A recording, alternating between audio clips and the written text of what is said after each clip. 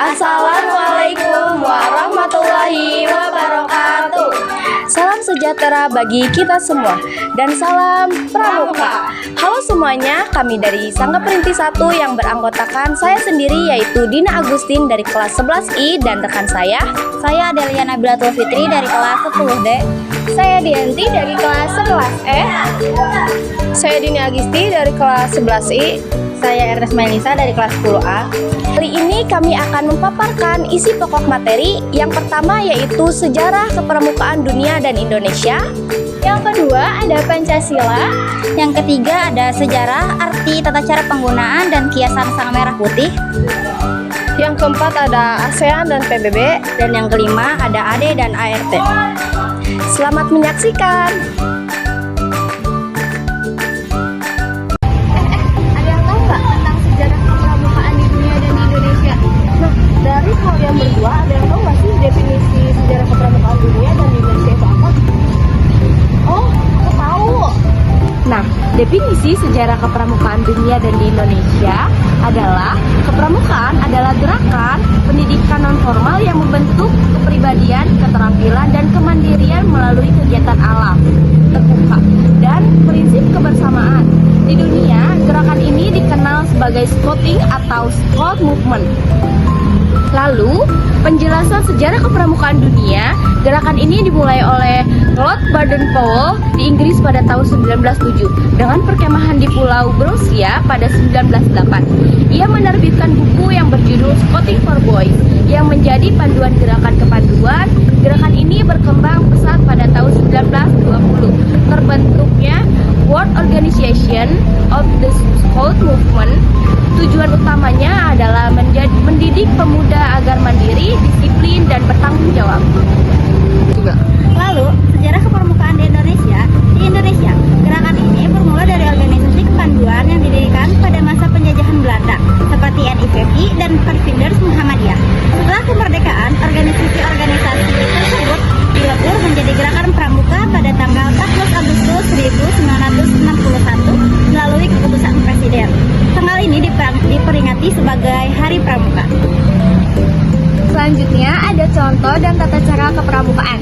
Kode kehormatan. Pramuka berpegang pada Dasa Dharma dan Trisatya. Kegiatan perkemahan dilakukan melalui persami atau jambore untuk melatih kerjasama dan keterampilan. Tanda kecakapan khusus atau TKK, kepramukaan mendapat tanda kecakapan sesuai keterampilan. Sistem regu, kegiatan dilakukan dalam kelompok kecil untuk menumbuhkan kebersamaan. Selanjutnya saya akan menjelaskan tentang Pancasila. Terlebih dahulu saya akan menjelaskan tentang definisi Pancasila.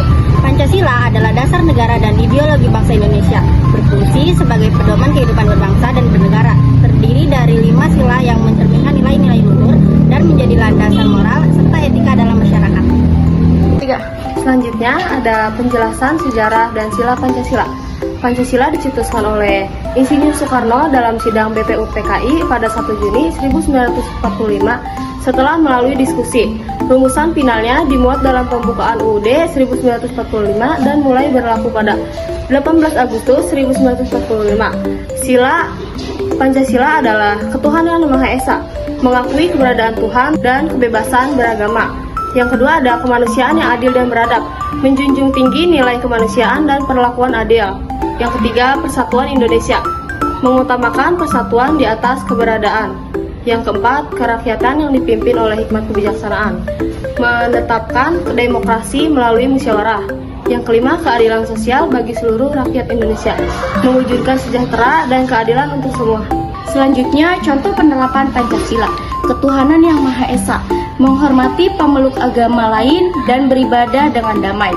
Selanjutnya, kemanusiaan yang adil dan beradab, menjaga hak asasi manusia dan terbelit dalam kegiatan sosial.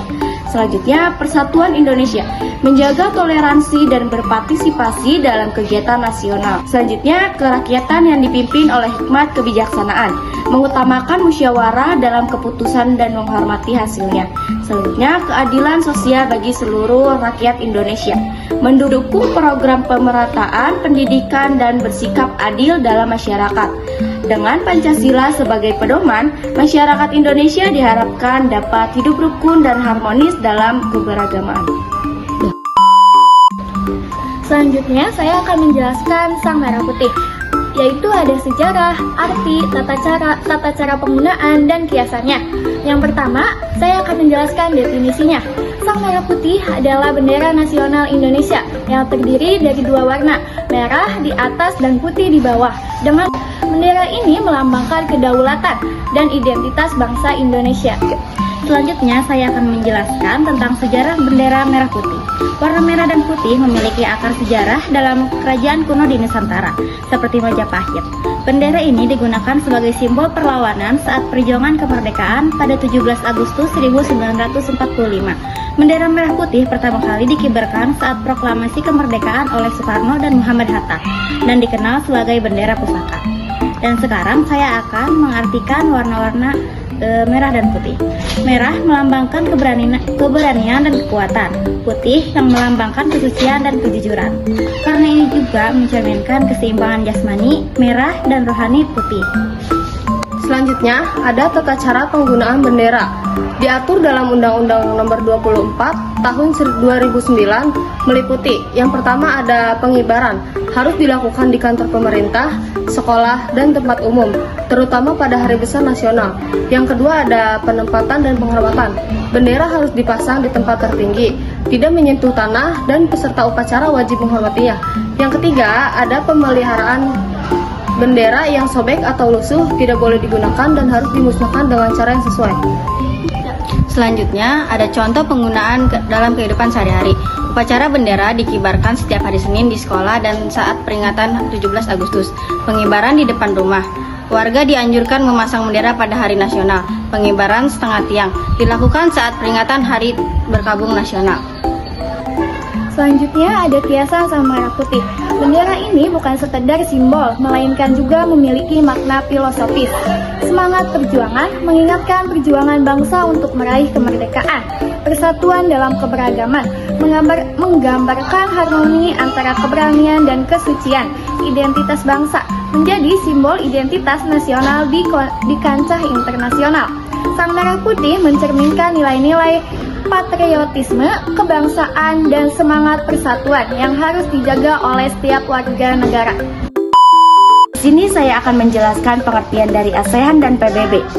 ASEAN adalah organisasi regional negara-negara Asia Tenggara yang didirikan untuk mempromosikan kerjasama ekonomi, politik, sosial, dan keamanan. Selanjutnya PBB adalah organisasi internasional yang didirikan pada tahun 1945 untuk menjaga perdamaian, mempromosikan hak asasi manusia dan mendukung pembangunan berkelanjutan di seluruh dunia. Di sini saya akan menjelaskan tentang sejarah ASEAN. ASEAN dibentuk pada tanggal 8 Agustus 1967 oleh 5 negara yaitu Indonesia, Malaysia, Filipina, Singapura, dan Thailand.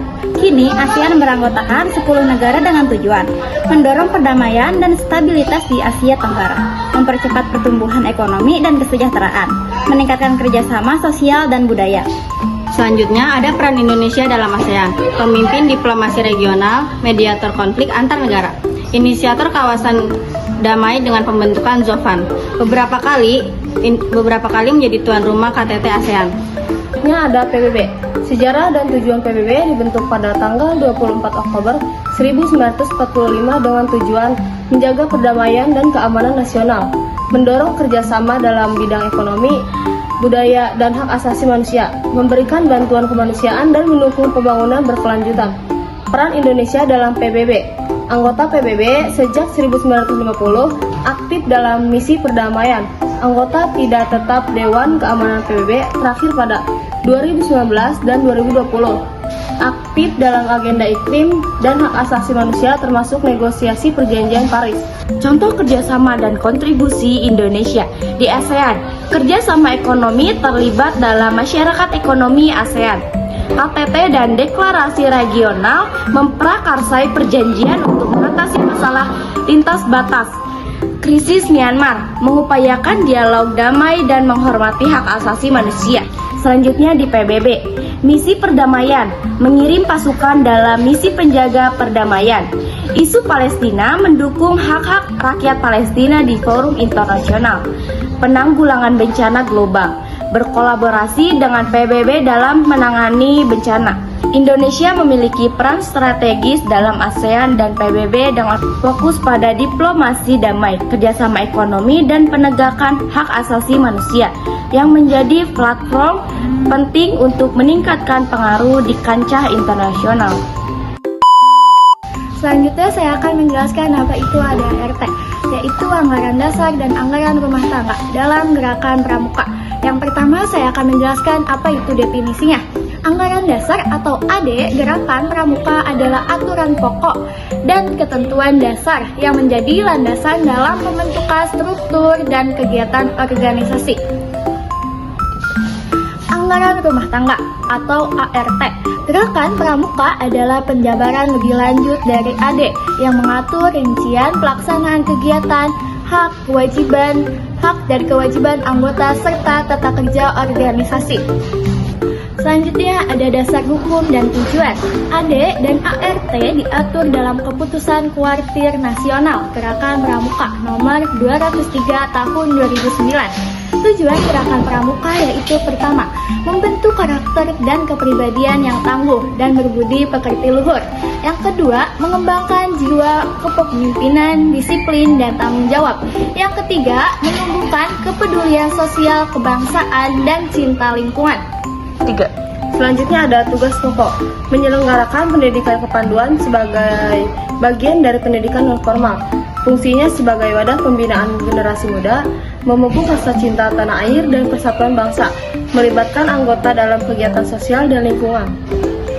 3. Selanjutnya ada prinsip dasar kepramukaan, iman dan takwa kepada Tuhan Yang Maha Esa, peduli terhadap bangsa, sesama, dan alam sekitar, patuh kepada kode kehormatan pramuka yaitu Trisatya dan Dasar Dharma Pramuka. Selanjutnya metode kepramukaan, belajar sambil melakukan, sistem berkelompok atau sistem regu, kegiatan di alam terbuka, kegiatan berkelanjutan, dan pemberian tanda penghargaan atau tanda kecakapan khusus. AD dan ART, gerakan pramuka berfungsi sebagai panduan utama dalam pelaksanaan kegiatan dan tata kelola organisasi, mendukung perkembangan anggota secara fisik, mental, dan sesuai sosial dengan nilai-nilai kepramukaan. Cukup sekian pemaparan materi dari kami. Mohon maaf bila ada kesalahan. Kami tutup. Wabillahi taufiq wal hidayah. Wassalamualaikum warahmatullahi wabarakatuh. Terima kasih.